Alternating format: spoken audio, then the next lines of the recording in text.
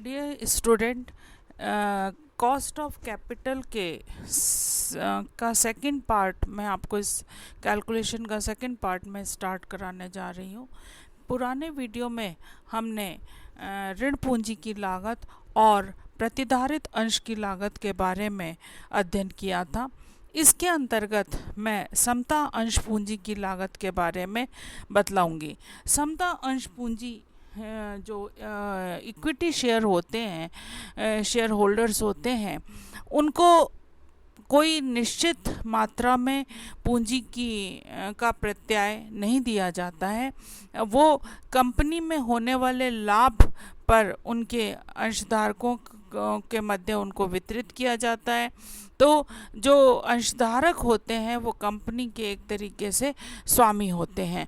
निर्देशक मंडल द्वारा ये निर्धारित किया जाता है कि समता अंशधारियों को कितना लाभांश दिया जाना है। क्योंकि ये निश्चित दर से भुगतान नहीं किया जाता है, इसलिए ये लाभ पर निर्भर करता है। और इसको जो अंशधारियों को जो भुगतान किया जाता है वो लाभांश के रूप में किया जाता है।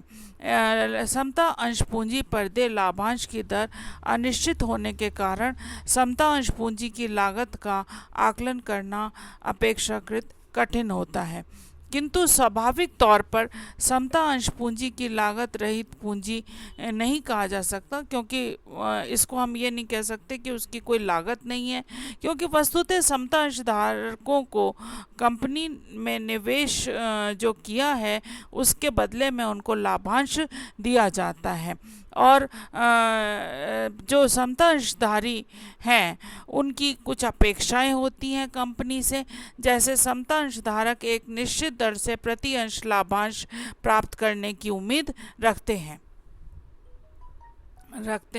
और दूसरा, अंशधारकों के प्रति अंश आय के अनवरत वृद्धि होती रहेगी, ऐसी भी वो उम्मीद करते हैं। व्यवसाय में अधिकतम लाभ की निरंतरता बनी रहे, जिससे प्रतिधारित आय में वृद्धि हो, इसके बारे में भी अंशधारकों की उम्मीद बनी रहती है। तो कंपनी के प्रबंधन एक न्यूनतम उपार्जन क्षमता बनाए रखने का प्रयास करती है। प्राय समता अंश पूंजी की लागत का निर्धारण निम्नलिखित प्राविधियों के द्वारा हम कर सकते हैं। पहला आता है लाभांश प्राप्ति विधि। लाभांश प्राप्ति विधि समता अंशधारकों को प्राप्य लाभांश पर आधारित विधि होती है, अतः इसे लाभांश मूल्य अनुपात विधि भी कहते हैं। व्यवहारिक तौर पर प्रत्याशित या घोषित दर पर समता अंश पूंजी की लागत न होकर अपितु समता अंश पूंजी की लागत लाभांश प्राप्ति के बराबर होती है।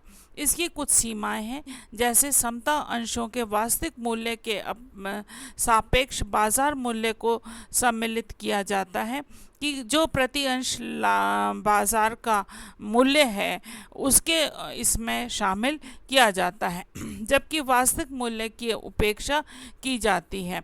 संगठन में होने वाले प्रतिधारित आय की उपेक्षा की जाती है, जबकि प्रतिधारित आय से अंशों के बाजार मूल्य एवं लाभांश में वृद्धि होती है। जितना भी लाभ होता है उसको पूरा का पूरा लाभांश के रूप में अंशधारकों को नहीं बांटा जाता है, उसके अपेक्षा कुछ पैसा कंपनी में रिजर्व फंड में भी रखा जाता है, जिसे रिटेन्ड अर्निंग कहते हैं। इस विधि के अंतर्गत भविष्य में होने वाले लाभांश की मात्रा में वृद्धि को कोई स्थान नहीं दिया जाता। समता अंशों के बाजार मूल्य में होने वाले उच्चावचनों के कारण इन अंशों का वास्तविक बाजार मूल्य ज्ञात करना कठिन होता है। उपार्जन प्राप्ति विधि, earning per share ratio method, यह विधि आय मूल्य अनुपात विधि के नाम से जानी जाती है। इस विधि के अंतर्गत समता अंश पूंजी की लागत का निर्धारण अंशों पर होने वाली प्रत्याशित आय को उनके बाजार मूल्य से संबंधित करके ज्ञात की जाती है। यह विधि इस मान्यता पर आधारित है कि समता अंशधारक कंपनी के अप्रत्यक्ष तौर पर स्वामी होते हैं। मतलब कहने का यह है कि जो समता अंशधारक हैं वो कंपनी के अप्रत्यक्ष रूप से उसके स्वामी हैं और उनको जो उन्होंने विनियोजन किया है उसके एवज में उनको लाभांश के रूप में पैसा प्राप्त होता है, वही उसकी समता अंशधार की कॉस्ट ऑफ कैपिटल होती है। लाभांश प्राप्ति या लाभांश वृद्धि विधि, यह विधि इस अवधारणा पर आधारित है कि समता अंशधारक केवल वर्तमान में प्राप्त लाभांश से संतुष्ट न होकर अपितु लाभांश में प्रतिवर्ष वृद्धि की अपेक्षा भी रखते हैं। जैसे क्योंकि उनका जोखिम बढ़ता जाता है, उन्होंने विनियोजन किया है, तो उनकी आशा ये रहती है कि जो लाभांश मिल रहा है उसमें भी वृद्धि होनी चाहिए, ग्रोथ होनी चाहिए। सीमाएं, इस विधि में यह माना जाता है कि लाभांश दर में होने वाली वृद्धि प्रति अंश अर्जन तथा प्रति अंश बाजार मूल्य में होने वाली वृद्धि के समान होगी, जबकि प्राय व्यवहार में ऐसा नहीं होता है। लाभांश में वृद्धि की दर ज्ञात करना कठिन होता है।